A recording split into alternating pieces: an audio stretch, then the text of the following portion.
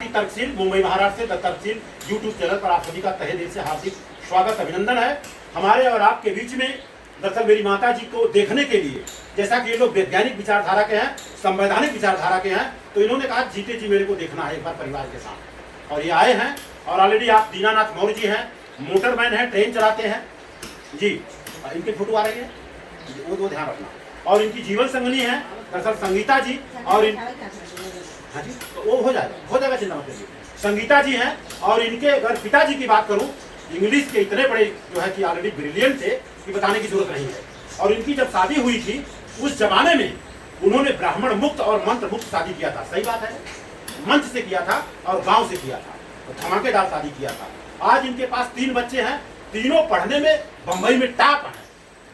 कोई पूजा नहीं, कोई पाठ नहीं, कोई कर्मकांड नहीं, कुछ भी नहीं, लेकिन एकदम टॉप है।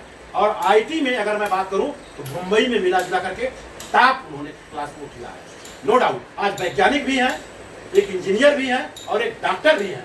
बड़े बड़े डॉक्टर की बात करूं तो उनसे सलाह लेते हैं कि कितना अंदर तक काटना है, तो ये सारा काम कर रहे हैं। और दूसरी बात प्लस पॉइंट ये है कि अपने बच्चे की शादी इन्होंने जाति पात तोड़ के किया है, तो बहुत बहुत बधाई के पात्र हैं। और माता जी हैं तो मैं चाहूंगा माता जी का सम्मान जीते जी, यहाँ तक कि मरने के बाद लोग कहते हैं नया नया कपड़ा, नया नया टोपी, तो मैं चाहूंगा आप अपने हाथों से माता जी का सम्मान इस टोपी से करिए।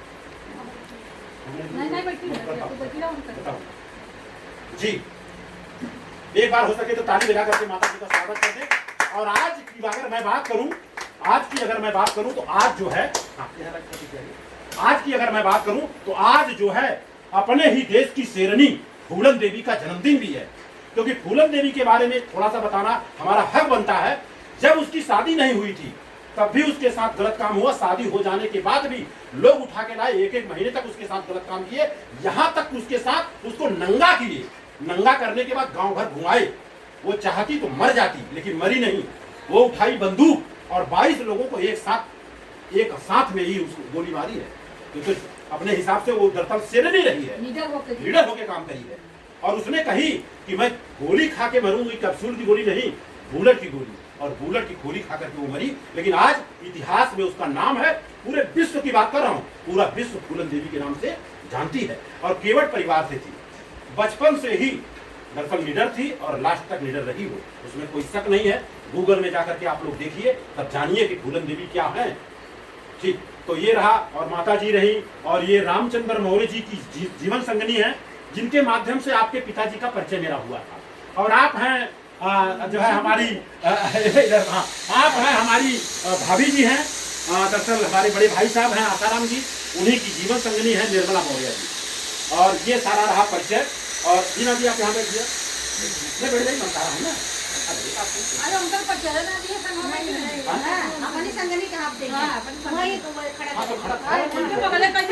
नहीं पगले नहीं किया, हो रहा है सब वीडियो रिकॉर्डिंग हो रहा है। ये देखिए, ये किताब मंगाया गया मृत्यु भोज क्यों, क्या मंगाया गया? आज के तारीख में लोग मृत्यु भोज कह रहे हैं, और मैं नहीं कह रहा हूँ, ये कह रहे हैं क्रांतिकारी जैन मुनि हैं, उनका नाम है तरुण सागर, टीवी पे आते हैं।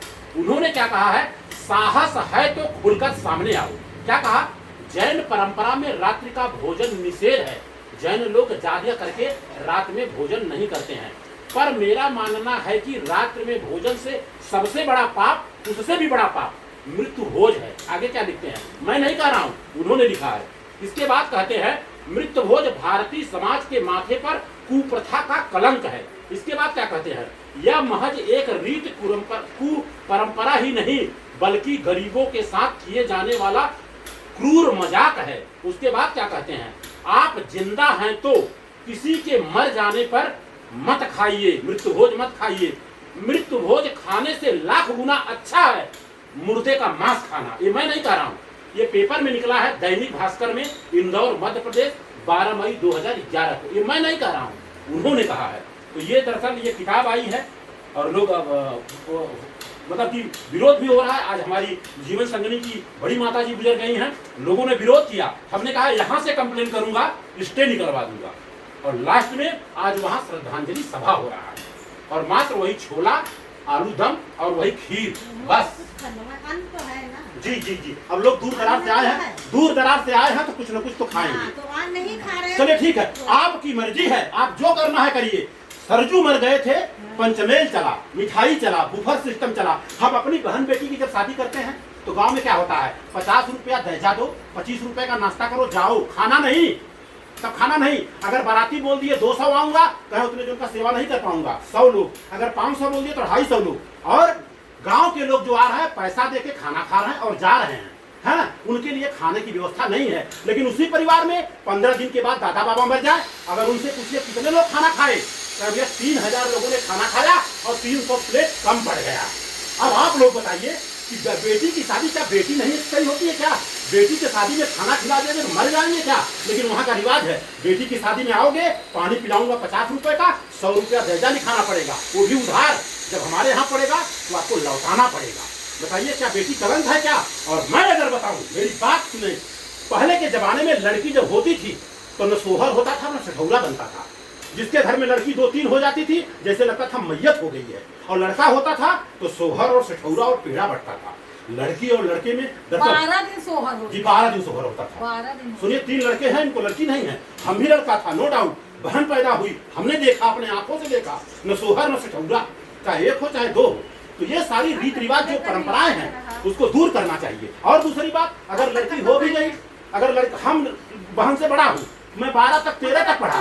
तो गाँवों में चले गए। हाँ सुन तो लीजिए, लोग काम कर रहे हैं, लोग काम कर रहे हैं। और मैं 12 तक पढ़ा और मेरी बहन 5 तक। क्यों? क्यों? अपने आप हो रहा है सब। तो बहुत सारी चीजें हैं। माता जी का मान सम्मान हुआ, और माता जी आज यहाँ तक बुलाई हैं तो थोड़ा सा इनको दिक्कत परेशानी है कि कभी कभी माइंड में गड़बड़ा जाता है कि हमारा जो लक्ष्वा है वो कहाँ है, ये गड़बड़ा गया, तो इसीलिए बुलाई है। नहीं, वो कहते आज हमें तो बुलाई के आसान की तो देखा था, हमको यही ठंड टांग दिए, रोज अपन देखल करा भाई, रोज देखल करा। अब ओके रख दे तो कहे तो कोनो चला जाइए इनका।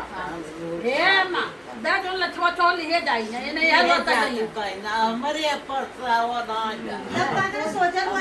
अच्छा, द पॉइंट की बात, आज यहाँ लोग आए, आपका मान सम्मान किए, और ये किताब आप दोनों जन को भेज दिया जा रहा है। ये किताब कोई और ने नहीं लिखा है, IAS ऑफिसर रामस्वरूप वर्मा ने किताब लिखा है। उस जमाने में मंत्री रहे, इतना बड़ा बड़ा काम उन्होंने किया है। बताइए उसको पढ़ करके हम लोग थोड़ा सा तो काम कर ही सकते हैं। अरे आपको खिलाना है तो माता पिता के जीते जी खिलाओ ना, जितना खिलाना है। बहुत अच्छी बात है। और आप लोगों को हाँ, और इन लोगों को पता नहीं है, पहले के जमाने में किसी का आदमी जब मर जाता था तो उसको जिंदा चिता पे जलाते थे। किसी ने कोई काम नहीं किया।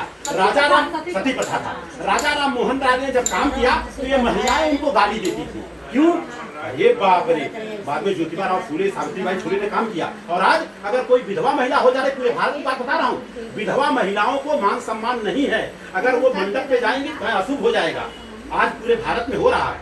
ठीक है, जो विधवा नहीं है उसको मालूम नहीं है, लेकिन जो विधवा हो जाता है उसको समझ में आता है। मेरी बड़ी माता जी मर गई, जिंदगी भर सफेद साड़ी पहनी, अपने हाथ से बाल काट देती थी।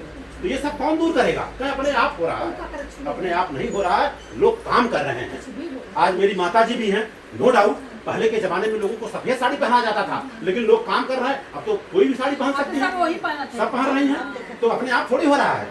ठीक है। और अगर मान लीजिए कोई अशुभ काम हो गया तो कहेंगे देखा वो रवा आई लहर है, उसकी वजह से हो गया। आप बताइए, इतना बड़ा मान सम्मान, आप क्या संदेश देना चाहेंगे लोगों को? यहाँ से कुछ संदेश दीजिए। आप बताइए, जीते जी लोगों को खिलाना चाहिए मरने के बाद? आप जीते जी, आपके जो ससुर जी हैं भरे मंच पर कहा है कि बेटा मरने के बाद तेरा ही मेरा, मरने के बाद नहीं करने पहले से इतराज। चलिए इसी के साथ बातों को विराम दे रहा हूँ। आप सभी का तहे दिल से हार्दिक स्वागत, अभिनंदन, थैंक यू। आपका भी बहुत बहुत धन्यवाद, शुक्रिया सर।